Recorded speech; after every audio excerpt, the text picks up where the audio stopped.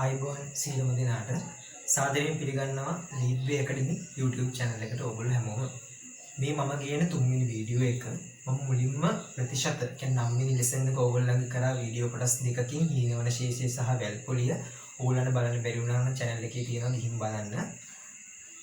දැන් අපි කතා කරන්නේ 10 වෙනි පාඩම. මේකත් ගොඩාක් වැදගත් පාඩමක්. කොටස් වෙළඳපොළ එහෙම නැත්නම් ෂෙයා මාකට් ඉංග්‍රීසියෙන් කියනවා ෂෙයා මාකට්. ඉතින් මේ කොටස් වෙළඳපොළ කියන්නේ අපේ අනාගතයේ ගොඩක් මිනිස්සු යොමු වන පැත්තක් විදිහට ගන්න පුළුවන් ආසාව තියෙන ගොඩක් කට්ටිය ඉන්නවා මේ කොටස් වෙළඳපොළ සම්බන්ධව.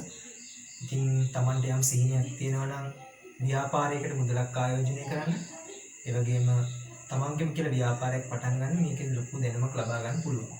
ඉතින් අපි කතා කරා යම් ඉස්සරහට මොකද්ද කොටස් වෙළඳපොළක් කියන්නේ, මොකද්ද මේකේ තේරුම, මොකද්ද මේකෙන් වෙන්නේ, සහ ඒක අපේ විභාගයට කොහොමද වැදගත් වෙන්නේ කියන එකත් බලන්න අපි මෙතන වැදගත් වෙන්නේ අපිට ප්‍රශ්නය කොහොමද කරන්නේ කියන නමුත් පොඩි වටපිටාව දැනගෙන ඉන්න එක ඕගොල්ලන්ට හොඳයි කොටස් වෙළඳපොළ සම්බන්ධව. ඉතින් කොටස් වෙළඳපොළට යන්න කලින් අපි පොඩි හැඳින්වීමක් කරගමු. කොටස් වෙළඳපොළ කියන මාතෘකාව දැන් වෙළඳපොළක් කියන්නේ යම් කිසි දෙයක් ගන්නවා විකුණනවා වගේ තැනක්නේ. ඉතින් මෙතන විකුණන්නේ කොටස්. අපි ඊට කලින් බලමු. ඔයාලා දන්නවා ඇති අහලත් ඇති ලංකාවේ තියෙනවා විවිධ පනත් වර්ග සහ ගැසට් පත්‍ර කියලා ඔයගොල්ලෝ අහලා ඇති. ඉතින් මේ ව්‍යාපාර ලියාපදිංචි සමාගම් සම්බන්ධ පනත තමයි 2007 අංක 7 දරන පනත. ඉතින් මේ පනතට අනුව අපේ සමාගම් එහෙම නැත්නම් ලියාපදිංචි සමාගම් එහෙම නැත්නම් සීමා සහිත සමාගම් කොටස් දෙකකට බෙදලා තියෙන ප්‍රධාන වශයෙන් ඒවා තමයි සීමා සහිත පෞද්ගලික සමාගම්, සීමා සහිත පොදු සමාගම්. මම පොඩ්ඩක් නෝට් ඩවුන් කරන්නම් බෝඩ් එකේ. අංක 1 තමයි සීමා සහිත පෞද්ගලික සමාගම්.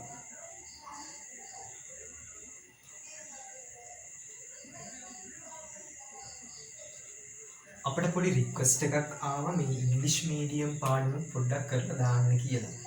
නමුත් ඉංග්‍රීසි මීඩියම් වලට වෙනම කාලයක් වෙන් කරගෙන මේ වගේ ෆුල් වීඩියෝ එකක් අපිට කරන්න හැකියාවක් නැහැ. ඒ නිසා අපි ඔයාලා ඉංග්‍රීසි ටර්ම් එකනේ දැනගන්න ඕනේ. මම ඉංග්‍රීසි ටර්ම් ටික ලියන්නම්. ගාන හදන විදිහ එකයිනේ නේද? මම ඉංග්‍රීසි ටර්ම්ස් ටික ඔයාලා පොඩ්ඩක් මෙහෙන් දාන්නම්. මොකද කොටස් වෙනකොට තියෙන ෂෙයා මාකට්, ඊට සීමා සහිත පෞද්ගලික සමාගම් අපි මේකට කියනවා private limited companies,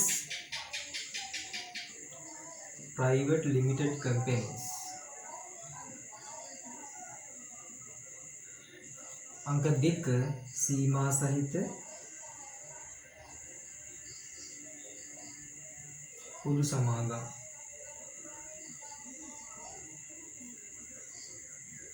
public limited companies.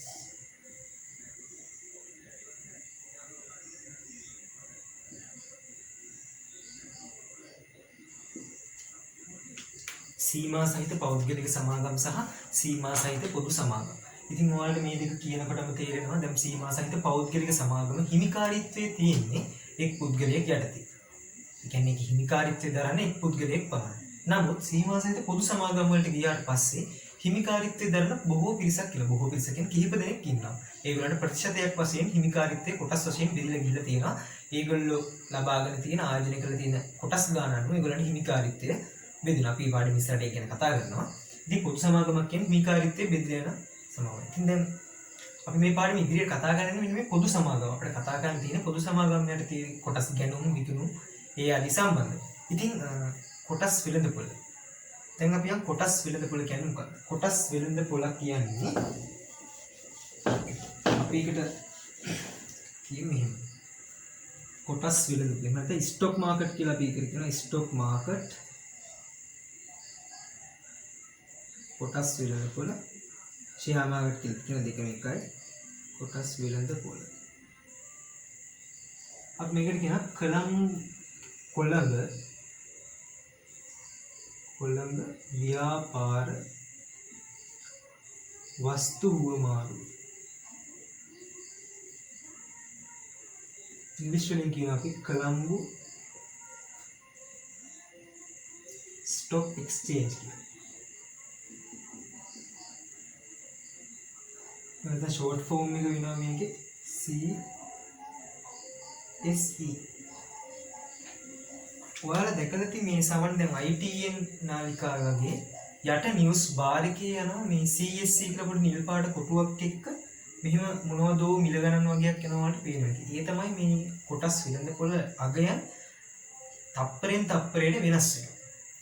ඩොලරේ අගය අනුව සහ යෙන් යුරෝප් ඒ කරන්සි අනුව අගය වෙනස් වෙනවා. ඉතින් මේ CSE යටින් අපිට අගයන් වෙනස් වෙන රේට් එක දානවා යටින්.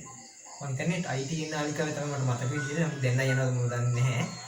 ඉස්සර එහෙම ගියා.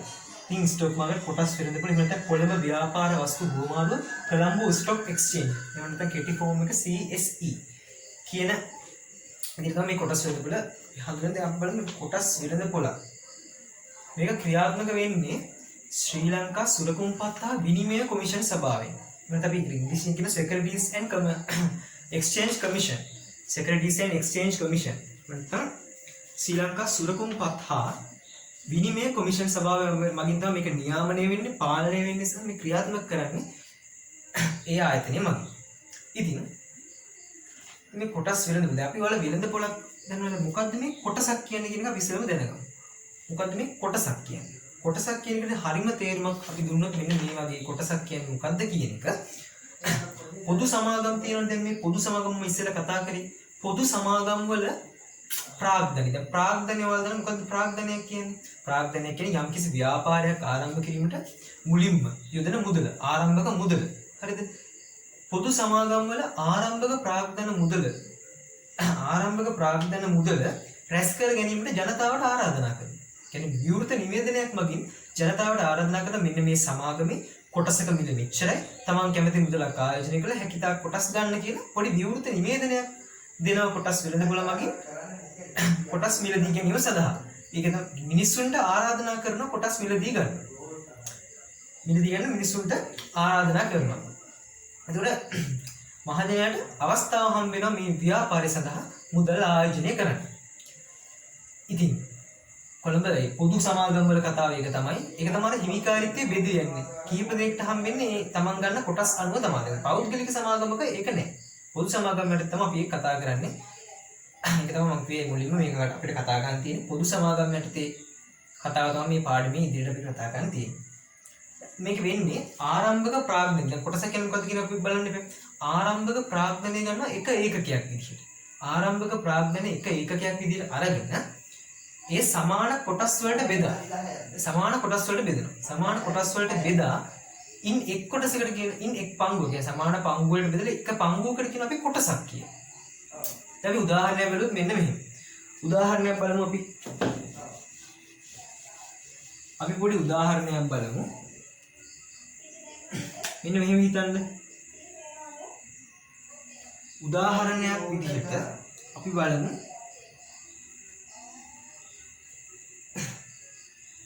කොටස් තියෙනවා 500ක්.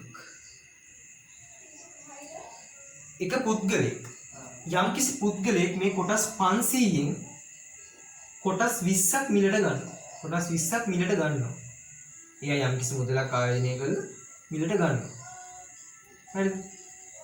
දැන් මේ සමාගමේ මෙයාට තියෙන හිමිකාරීත්වය අපි බලමු. දැන් සම්පූර්ණ කොටස් 500. දැන් මේ මුළු සමාගම යටතේම කොටස් 500ක් තියෙනවා. දැන් මෙයා මිලදී ගන්නවා කොටස් 20. අපි බලමු දැන් මෙයාගේ හිමිකාරීත්වය මේ සමාගමේ කොටස් ගණන 500ක් තිබුණා. මෙයා මිලදී ගත්තේ කොටස් 20යි. අපි ඒක ප්‍රතිශතයක් විදිහට බැලුවොත් කීයද? 104ක ප්‍රතිශතයක් තමයි මෙයාට මේ හිමිකාරීත්වය දරන්නේ මෙයා මේ සමාගමේ.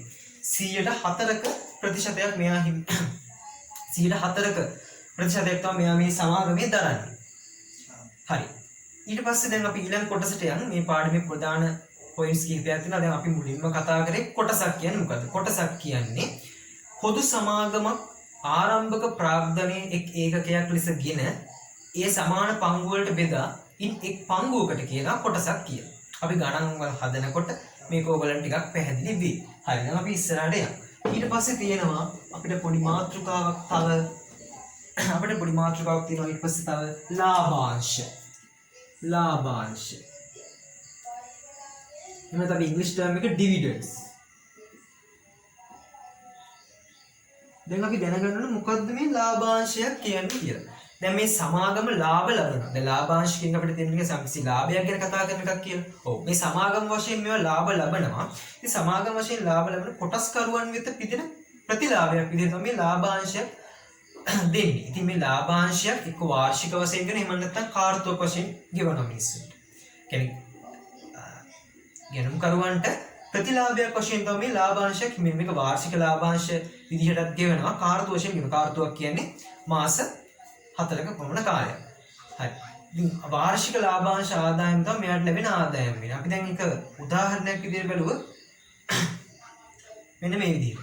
අපි උදාහරණයක් බලමු. ඒකට ගමු. වාර්ෂිකව හෝ කාර්තුක වශයෙන් ගෙවන කතාවක් වෙද්දී අපි වාර්ෂික ලාභාංශ කොටස යටතේ බලමු අපි උදාහරණයක්. මෙන්න මෙහෙම. හිතන්න දැන් ඔයාලා මෙහෙම හිතන්න. ඔයාලා හිතන්න 5000 කොටස් තියෙනවා 5000ක්.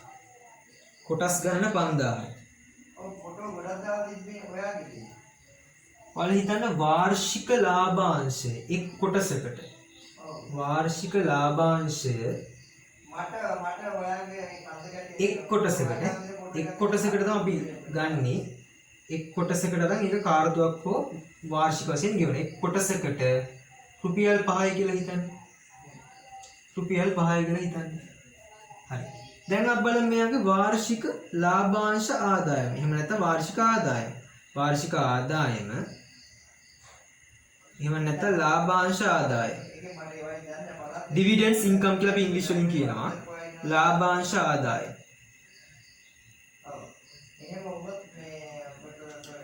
ඒක හොයාගන්න ලේසි. කොටස් ගණන 5000යි.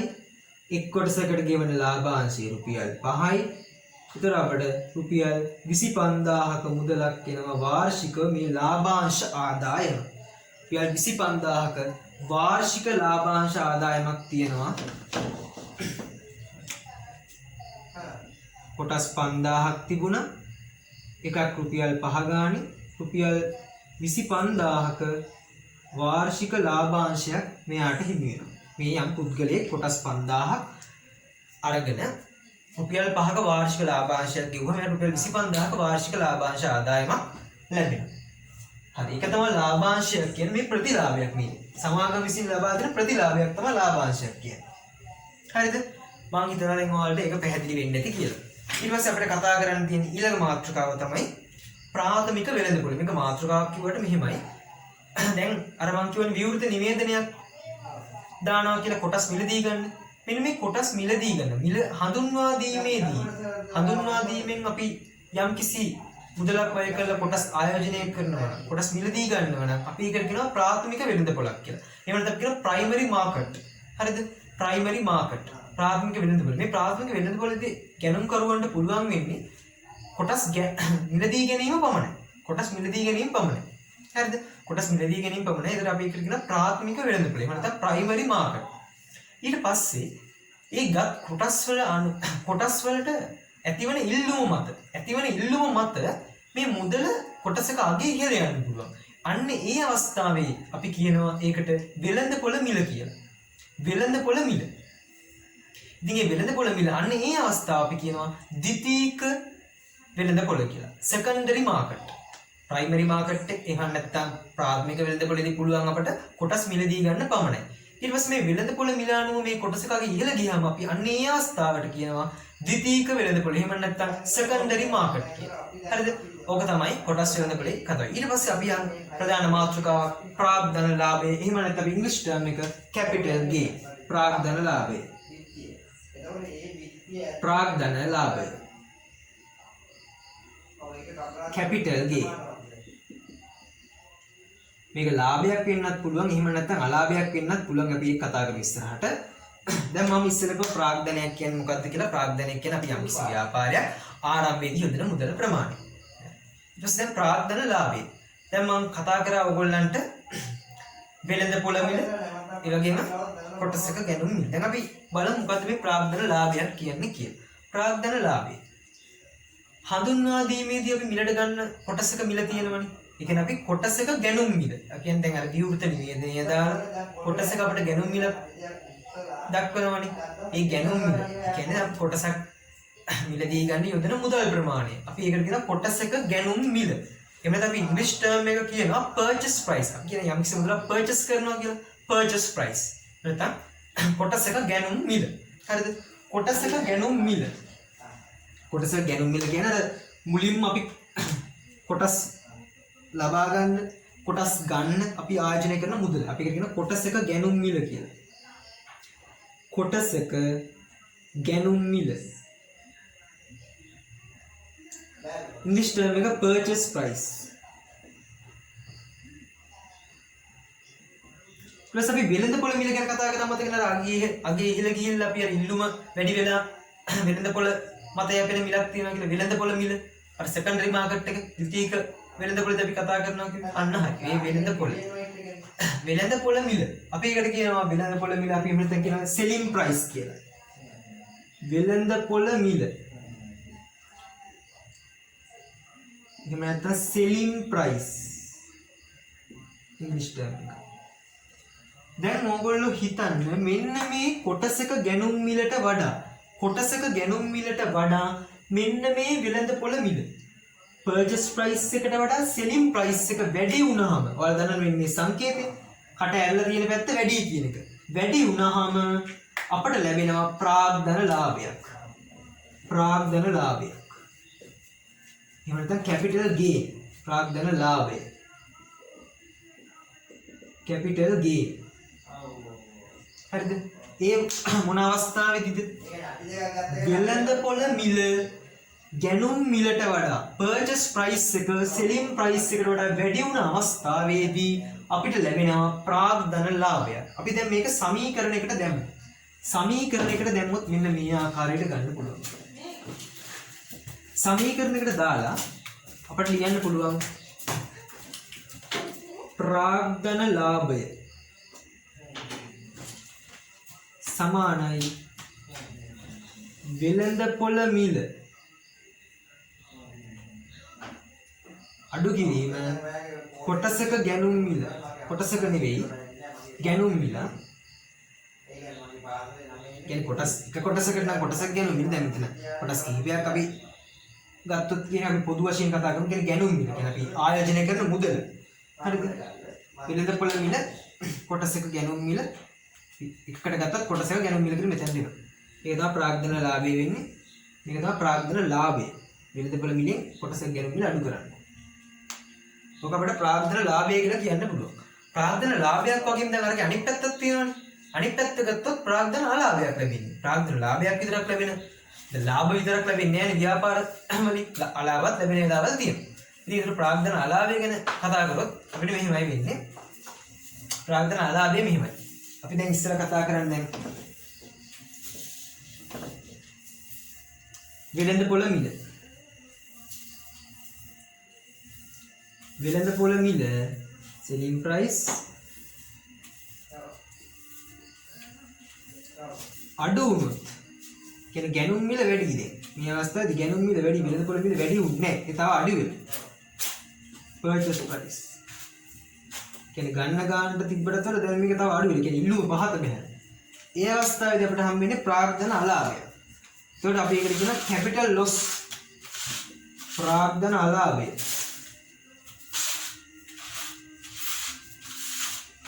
ඒකට කියනවා capital loss. ඒක වෙන්නේ කොහොමද බලමු අපි. ප්‍රාග්ධන අලාභයට අපි සමීකරණයක් ගත්තොත් ඒකේ අරගෙම අනිත් පැත්ත ප්‍රාග්ධන අලාභය එහෙම නැත්නම් capital loss. capital එක කියන්නේ ප්‍රාග්ධනය කියන්නේ. දැන් ගැනුම් මිලනේ වැඩි. ගැනුම් මිල අපි ආයෝජනය කළ මුදල ඍණ වෙළඳපොළ මිල.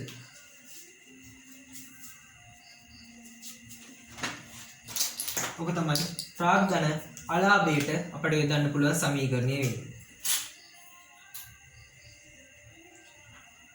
ලාභයක් වගේම අලාභයක් තියෙන්න පුළුවන් ව්‍යාපාරවල. ව්‍යාපාර අපිට නිශ්චිත කියන්නේ ව්‍යාපාර කියන්නේ අවදානමක් සහිතව යන එක්කොට වෘත්තීය කොටසක්. ඉතින් මොකද ව්‍යාපාර අපට යම්කිසි වෙලාවල් වල ලාභ ලැබුණා. එහෙමත් නැත්නම් යම්කිසි වෙලාවල් වල අලාභ ලැබුණා. ඒක තමයි ව්‍යාපාරයේ ස්වභාවය. හරිද? හරි. දැන් ඔන්න අපි කතා කරා දැන් ප්‍රධාන වශයෙන් මාතෘකාව වලට මතක ඇති කොටස්. ඊට පස්සේ අපි කතා කරා ලාභාංශ. ප්‍රාථමික වෙළඳපොළ.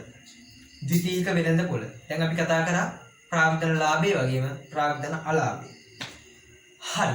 ඔය ටික තමයි ඉතින් මූලික වශයෙන් තියරි විදිහට මේ පාඩමේදී කතා කරන්න තියෙන්නේ. හරි.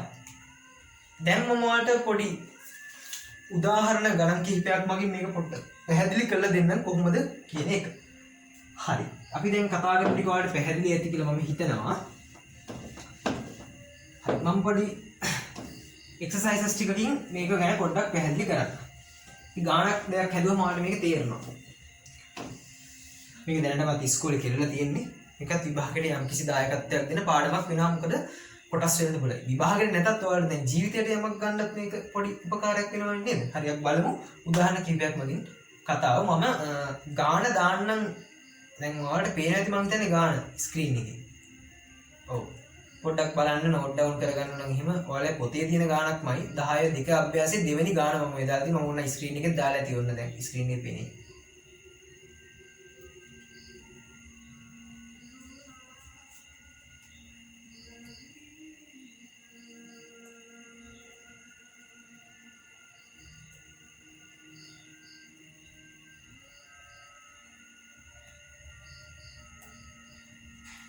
හරි. අපි දැන් කතා කරමු. ගාන. ගාන දැන් කොහොමද තියෙන්නේ? ගාන තියෙන්නේ මෙන්න මේ විදිහට. වාර්ෂික ලාභාංශය ලෙස එක් කොටසකට රුපියල් 4ක් ගෙවන සමාගමක. හරි. අන්න ලියා ගන්න දැන් තොරතුරක් අපිට ආවා. වාර්ෂික ලාභාංශය කීයද ගෙවන්නේ? රුපියල් 4යි. වාර්ෂික ලාභාංශය කීයද? රුපියල් 4යි. රුපියල් 4යි. අපි තොරතුරු අවශ්‍ය තොරතුරු අපි නෝට් ඩවුන් කරගමු. වාර්ෂික ලාභාංශය රුපියල් 4යි කියලා ගානේ දීලා තියෙනවා. ඊට පස්සේ වෙළඳපොළ මිල රුපියල් 30ක් වූ කොටස් මිලදී ගැනීමට තරිඳු රුපියල් 60000ක් යෙදවිය. දැන් තරිඳු කියලා පුද්ගලයෙක් ඉන්නවලු. දැන් මේ මොහොතේ කොටසක වෙළඳපොළ මිල කොටසක වෙළඳපොළ මිල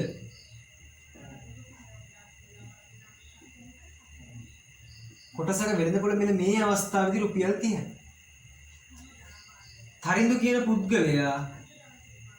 පුද්ගලයා රුපියල් 60000ක මුදලක් යොදනවා. මේ කොටස් මිලදී ගැනීම සඳහා. ඔන්න දැන් අපිට ගානේ දීලා තියෙන ප්‍රධාන වශයෙන් අපි තොරතුරු ටික සටහන් කරගත්තා. වාර්ෂික ලාභාංශය රුපියල් 4ක් ගෙවනවා. ඒ වගේම කොටසක වෙළඳපොළ මිල රුපියල් 30යි. ඊට පස්සේ තරිඳු කියන පුද්ගලයා රුපියල් 60000ක් වියදම් කරනවා මේ කොටස් මිලදී ගැනීම සඳහා. ඔය ටික තමයි ප්‍රධාන වශයෙන් අපි දැනගන්න ඕන තොරතුරු ටික. ඊට පස්සේ අපි අහනවා තරිඳු මිලදීගත් කොටස් ගන්න. ඉතින් ලේසියි. හරිද? ලේසියි ගන්න. අංක 1 අපෙන් අහනවා තරිඳු මිලදීගත් කොටස් ගන්න. ඉතින් කොටස් ගණන කොටස් ගණන සමානයි වියදම් කරපු මුදල. කියන්නේ දැන් මේ ප්‍රාග්ධන මුදලක් නෙමෙයි නේද? ප්‍රාග්ධන මුදල කියන්නේ ආයෝජන කරපු මුදල. රුපියල් 60000යි. රුපියල් 60000යි. කොටසක වෙළඳපොළ මිල කීයද? රුපියල් 30යි. නේද? කොටසක වෙළඳපොළ මිල රුපියල් 30යිලු. කොටසක් මිල රුපියල් 30යි නම් 60000කට කීයක් ගන්න පුළුවන්? ඕකනේ සරල කතාව. නේද? බිංදුවකට බිංදුවක් කැපිලා ගියා. 3යි මෙතන 20යි. කීයක් ගන්න පුළුවන්? කොටස් 2000 ගන්න රුපියලුත් කැපිලා ගියා. කොටස් 2000ක් ගන්න පුළුවන්. කොටස් 2000. හරිද? ඔන්න. කොටස් 2000යි. 2000ක් අපට ගන්න පුළුවන්. හරි පළවෙනි එකට අපි උත්තරේ හොයාගත්තා. දැන් කොටස් ගන්න අපි මෙහෙන් ලියාගමු. කොටස් දැන් ඕම් 2000ක් තියෙනවා.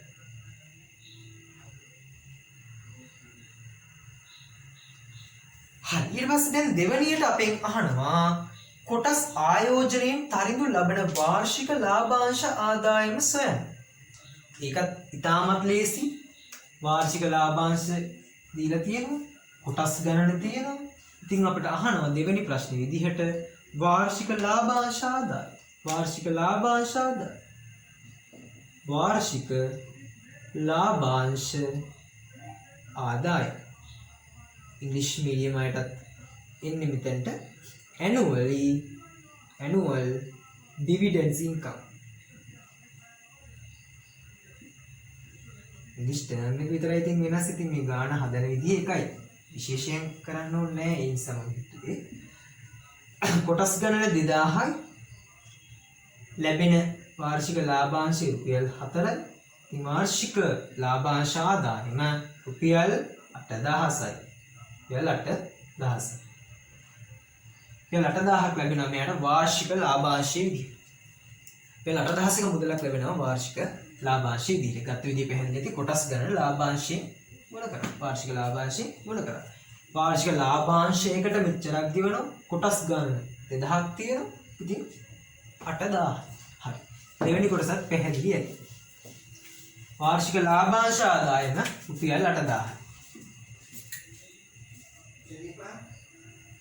ඊට පස්සේ අවසාන කොටස ඉදිරියේ ගාණක් අපෙන් අහලා තියෙන්නේ වාර්ෂික ලාභාංශයේ යෙදූ මුදලින් කවර ප්‍රතිශතයක් දැයි සොයන්න. තුන්වෙනි කොටසේ අපෙන් අහලා තියෙන්නේ වාර්ෂික ලාභාංශයේ යෙදූ මුදලින් කවර ප්‍රතිශතයක්. වාර්ෂික ලාභාංශයේ රුපියල් 8000යි. යෙදූ මුදල රුපියල් 60000යි. ප්‍රතිශතයක් නිසා 100% ගුණ කරනවා. ස්කූල් බෝඩ් මේ බින්දුරට මේ බින්දුර කැපෙනවා. එතකොට මෙතන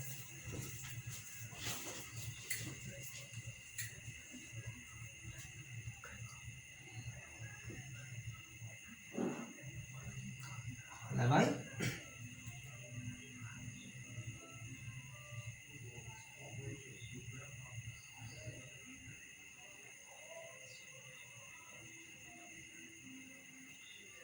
අපට බැලුවාම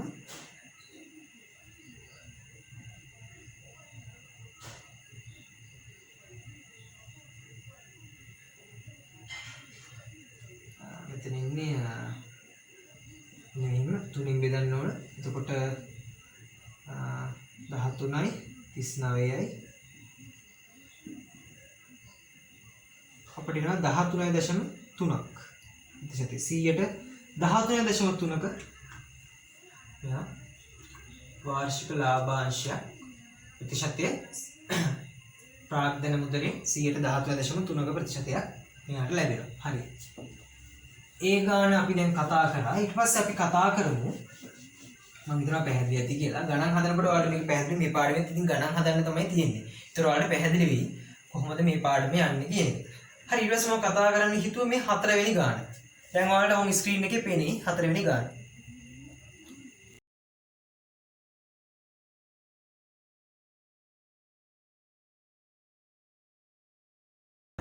හතරවෙනි ගානට අදාළ තොරතුරු ටික මම මෙන්න බෝඩ් එකේ දාලා තියෙනවා. හරිද? ඔයාලට දැන් පේන්නේ නැති හතරවෙනි ගාන ඩිස්ප්ලේ එකේ. හරි ඊට පස්සේ දැන් මම අදාළ තොරතුරු ටික මේකේ දාලා තියෙනවා. කොටසක වෙළඳපොළ මිල රුපියල් 40ක් වෙනවලු. ආයෝජනය කළ මුදල රුපියල් 40000යි. යෙදූ මුදලින් 10%ක මෙහා වාර්ෂික ලාභාංශයක් ලබනවා. ඒ වගේම වාර්ෂික ලාභාංශය ලැබුවට පස්සේ මේ රුපියල් 50කට සියලු කොටස් විකුණනවා. සියලු කොටස් විකුණනවා. හරි. අපි දැන් බලමු. අපේ ඉස්සෙල්ලම අහනවා මෙයා ලබාගත් වාර්ෂික අපි මුලින්ම අහනවා මුලින්ම දැන් අපි මොකක්ද අහන්නේ? ව්‍යාපාරිකයා සමාගමෙන් ලැබූ වාර්ෂික ලාභාංශය සොයන්න. වාර්ෂික ලාභාංශය සොයන්න. ඉතින් මෙහෙමයි. යෙදූ මුදලින් 10%ක් නේ. එතකොට වාර්ෂික ලාභාංශය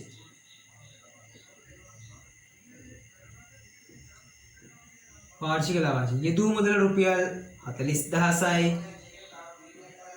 100ට 10ක් ලැබෙන්නේ.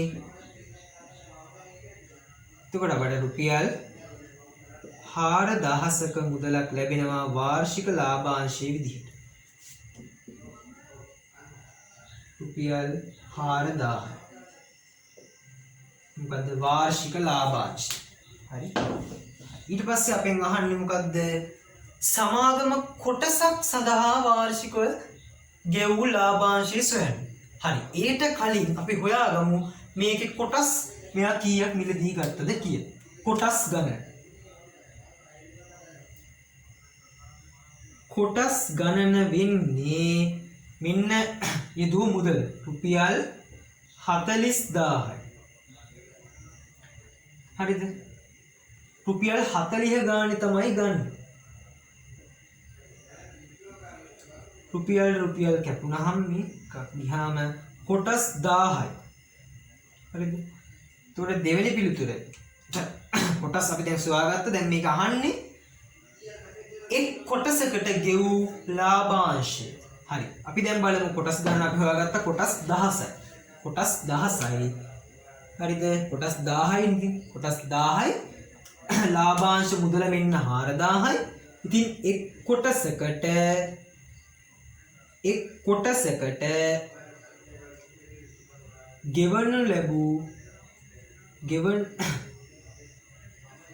ගෙවනු ලැබූ ලාභාංශය ඉතාම සරලයි. මෙන්න ලාභාංශ ආදායම රුපියල් 4000යි. කොටස් ගණන හොයාගත්තා 1000යි. එතකොට අපිට එනවා රුපියල් 4ක්. එක් කොටසකට රුපියල් 4ක ලාභාංශයක් ගෙවලා තියෙනවා මෙම සමාගම විසින් මේ පුද්ගලයාට. රුපියල් 4යි දෙවෙනි ප්‍රශ්නෙට පිළිතුරු. අපි හොයාගත්තේ කොටස් ගණන හොයාගත්තා.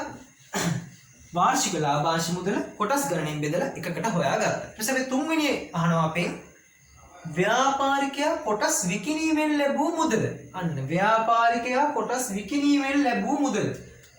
කොටස් ගණන 1000යි. හරිද?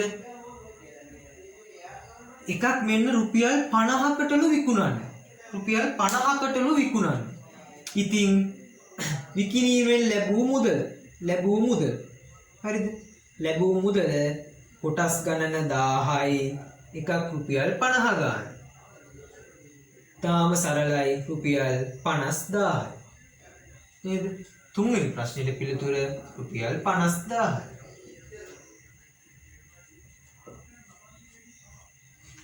ඒක තමයි යා කොටස් විකිණීමෙන් ලැබෙන මුදල. කොටස් ගණන 1000යි. එක 40 තිබුණු එක 50 දක්වා වැඩි වුණාට පස්සේ තමයි මේවා විකුණලා තියෙන්නේ. කොටස් 1000ක් තියෙනවා. ඒතර 50000යි.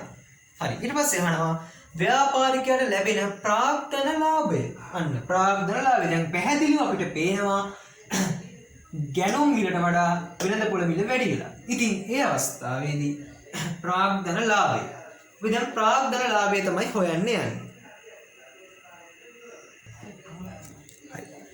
ප්‍රාග්ධන ලාභය.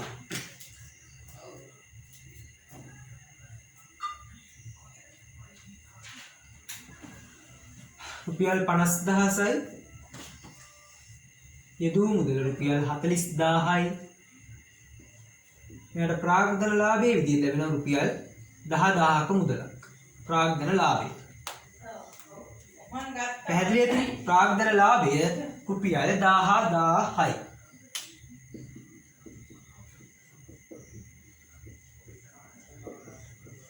අවසාන ප්‍රශ්නය අපෙන් අහන්නේ ව්‍යාපාරිකයාගේ ප්‍රාග්ධන ලාභය යෙදූ මුදලේ ප්‍රතිශතයක් ලෙස.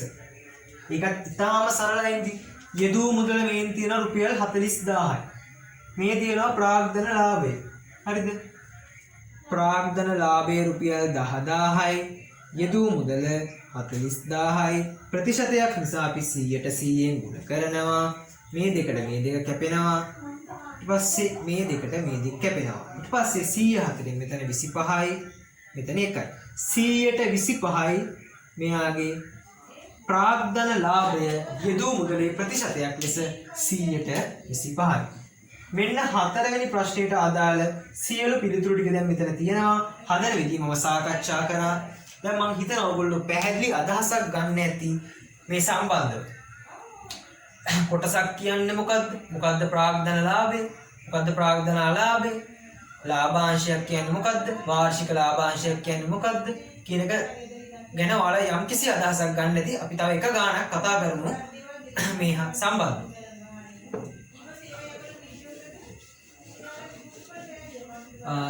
දැන් ඔයාලට ඩිස්ප්ලේ එකේ ගානක් පේනවා ඇති.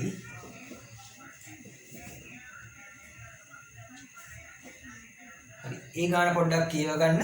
ඔය මිශ්‍ර අභ්‍යාස වල ගැටලුවක්.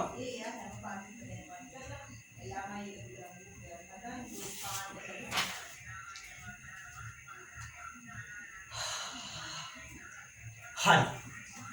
ඒ ගානේ දැන් කොහොමද තියෙන්නේ? අපිට යම්කිසි අනුපාතයක්නේ පෙන්වන්න තියෙන්නේ. හරි. අපි දැන් ගාන හදාගෙන යමු. වාර්ෂික ලාභාංශ කොටසකට රුපියල් 2 බැගින් ගෙවන සමාගම කොටස් 1500ක් හිමි ආයෝජකයෙක්. හරි. මේ සමාගමේ එක් කොටසකට ලාභාංශය රුපියල් 2ක් ගෙවනවා. රුපියල් 2ක ලාභාංශයක් තියෙනවා. හිම සමාගමේ මේ ආයෝජකයට කොටස් තියෙනවා 1500ක්. කොටස් 1500ක් තියෙනවා. හරිද? රුපියල් 2ක ලාභාංශයක් මේ සමාගමේ ගෙවනවා. හරි. එම කොටස් වර්ෂයක ආදායම ලැබීමෙන් පසු කොටසක වෙළඳපොළ වෙන රුපියල් 32ක් වූ අවස්ථාවේ විකුණනවා. හරි. මේ ලාභාංශය ලැබුණට පස්සේ අවුරුද්දකින් ඉතින් බලමු මේ ලාභාංශ මුදල කොහොමද කියලා. ලාභාංශ ආදායම dividends income රුපියල් 2 බැගින් කොටස් 1500ක් ගෙදර රුපියල් 3000. හරි. දැන් වෙළඳපොළ මිල රුපියල් 32ක් වූ අවස්ථාවේ මේ ආයෝජකයා මේ කොටස් 1500 විකුණනවා. මේ කොටස් 1500 විකුණනවා. එතකොට අපි ලැබෙන මුදල බලමු. ඒ කියන්නේ රුපියල් 32 ගානේ කොටස් 1500 විකුණනවා. එතකොට මෙයාට ලැබෙනවා රුපියල් 48000ක මුදල. රුපියල් 48000ක මුදලක් මෙයාට මේ කොටස් විකුණලා ලැබෙනවා. හරිද? දැන් ඔයාලා මේක පියවර ක්‍රමයට හදා යන්න. ලාභාංශ ආදායම රුපියල් 3000. 32 බැගින් රුපියල් 32 බැගින් කොටස් විකිණීමෙන් ලැබූ මුදල රුපියල් 48000. ඊට පස්සේ වෙළඳපොළ මිල රුපියල් 40ක් වූ සමාගම කොටස් මිල දෙකකට ආයෝජනය කරනවා. හරිද? ඊට පස්සේ කියනවා දැන් තවත් සමාගමක් තියෙනවා. දැන් මේ තමයි මේ පළවෙනි සමාගම. හරිද? දැන් දෙවෙනි සමාගම ඒකත් වාර්ෂික ලාභාංශයේ විදිහට ගෙවනවා රුපියල් 2ක්. වාර්ෂික ලාභාංශයේ විදිහට රුපියල් 2ක්මයි ගෙවන්නේ. කොටසක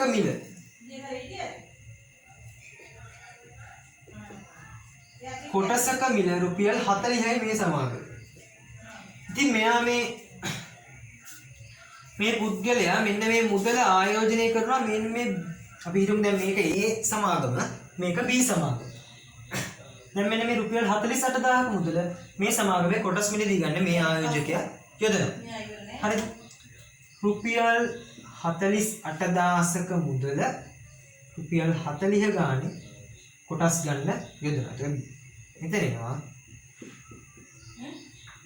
කොටස් 1200ක මුදල. හරි. දැන් අපි හොයමු මෙතන වාර්ෂික ලාභාංශ ආදායම.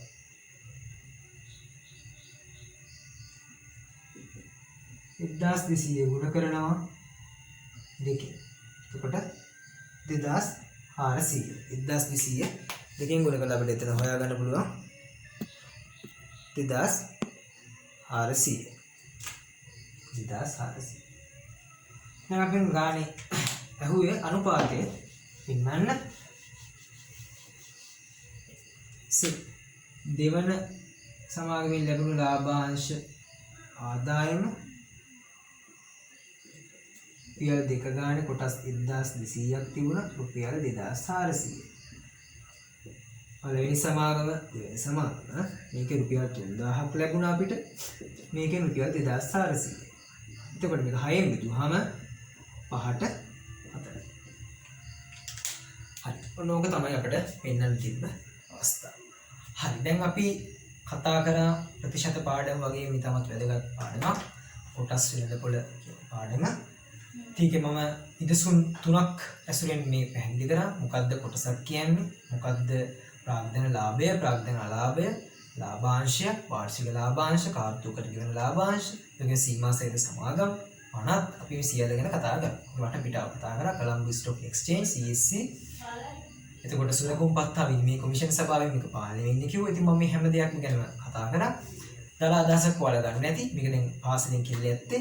ඉතින් විභාගයට පොඩි වැදගත්කමක් තියෙනවා. නමුත් ප්‍රශ්න ගොඩක් දුරට ඇහිණි ඉති පාඩමක්. ඉතින් මම හිතනවා ටියුට් එකක් අවශ්‍ය වෙන්නේ නැති වෙයි. ඉතින් මම ඊළඟට කරන්න බලාපොරොත්තු වෙන්නේ ප්‍රස්තාර කියන පාඩම. ඉතින් ඒ පාඩමත් එක්ක ඔයාලා රැඳී සිටින්න කියලා මම ආදරෙන් ඉල්ලා සිටිනවා. ඒ පාඩමත් මේ වගේම නරඹන්න. ඉතින් ප්‍රස්තාර කියන ගොඩක් අයට පොඩි ගැටලුවක් තියෙන පාඩමක්. ඉතින් මම මේක ලස්සනට කියලා දෙන්නම් ඔයාලා හැමෝටම තේරෙන විදිහට ඉතින් ක්‍රමවලට ඉතින් මට පුළුවන් උපරිම මම කරනවා නම් ගිය මල්ලා වෙනුවෙන් ඇත්තටම ඔයාලා වෙනුවෙන් ඉතින් දැන් අපි ටෙලිග්‍රෑම් බොට් කෙනෙක් විදිහට channel එකක් අපේ ක්‍රියාත්මක වෙනවා. description එකේ තියෙන link එකකට සම්බන්ධ වෙන්න. ඒ වගේම WhatsApp group එක තියෙනවා. ඒ වගේම මම එන වෙන බදාදා තමයි ප්‍රස්තාර පාඩම අප්ලෝඩ් කරන්න හිතන් ඉන්නේ. හෝ බ්‍රහස්පතින්දා දවසේ. ඒ වගේම මෙතන අඟහරුවාදා දිනේ අවකලනය කියන පාඩම අප්ලෝඩ් කරනවා මේ channel එකේ A level combine max කියන playlist එක යටතේ. ඔයාලා දන්න අයියලක් කලින් ඉන්නවා නම් ඒ ගැන දැනුවත් කරන්න. පළවෙනි කොටස අවකලනේ. ඒ වගේම ඔයාලගේ දැන් වෙනම playlist අපි හදලා තියෙන උදුර කරන එක වෙනම playlist එකක් තියෙනවා part 1. ඊට මම කරන එක part 2. ඔයාලට බලන්න පුළුවන් වෙනම playlist අපි හදලා තියෙන පෙළ පොතේ පළවෙනි කොටසේ පාඩම් වෙනම යනවා, දෙවෙනි කොටසේ පාඩම් වෙනම යනවා. ඉතින් අපි ඔයාලට හොයාගන්න පහසු වෙන්න ඔයාලට පාඩම නිවැරදිව මොන පාඩමද මොන පොතේ තියෙන පාඩමද කියලා බලා ගන්න අපි ඒක හදලා තියෙන්නේ. ඉතින් Telegram group එකට ඒ වගේ Telegram channel එකට ඒ වගේම WhatsApp group එකට සම්බන්ධ වෙන්න. ඉතින් මේ සම්බන්ධව ඔයගොල්ලන්ගේ වැඩ ටික කරගන්න. ඉතින් හරියාකාරව මේකෙන් දැනුම අරගෙන හරියාකාරව කරගෙන යන්න. ඉතින් එහෙනම් අපි අලුත් පාඩම් ප්‍රස්තාර වලින් හමු වෙමින් බලාපොරොත්තු වෙන හැමෝම සම්ගන්න. බල හැමෝටම මේක කරලා දී සිටි හැමෝටම ගොඩක් ස්තුතියි. ඉතින් මේ පාඩම රැඳියට එක්කුණාට මම ගිහිල්ලා ඉන්න මම මනුජ භාෂිත ඔයාලා දන්නවා. ඉතින් මේ වීඩියෝ බලන අයින් ඉතින් ඔයාලා ඉන්නේ දන්නවා ඇති. 아무튼 කියන දෙයක් නැහැ. ඔයාලා අලුත් කෙනෙක් නම් මේ ලීඩ් බී ඇකඩමි channel එක subscribe කරන්න. ඉතින් අපි හැමදාම ඔයගොල්ලෝ වෙනින් ඉන්නවා. ඉතින් ඕනම ගැටලුවකදී අපිට කතා කරන්න අපේ WhatsApp group එකට ඒ වගේ Telegram එකට නම් message දාන්න බෑ. WhatsApp group එකට දාන්න. ඉතින් අප සමගම ඇඳිලි ඉන්න එක ඉතින් ආරාධනා කරනවා. අපි හැම දෙයක්ම ඔයාලා වෙනුවෙන් තමයි ඩංගී මල්ලි කරන්නේ. ඕලෙවල් කරන. ඉතින් එහෙනම් මම ගිහිල්ලා එන්නම්. මම හැමෝටම ආයුබෝවන්. ගිහිල්ලා එන්නම්. අපි අලුත් පාඩමේ හමු වෙන්නේ බලාපොරොත්තු වෙන හැමෝටම ආයුබෝවන්. ගිහිල්ලා එන්නම්.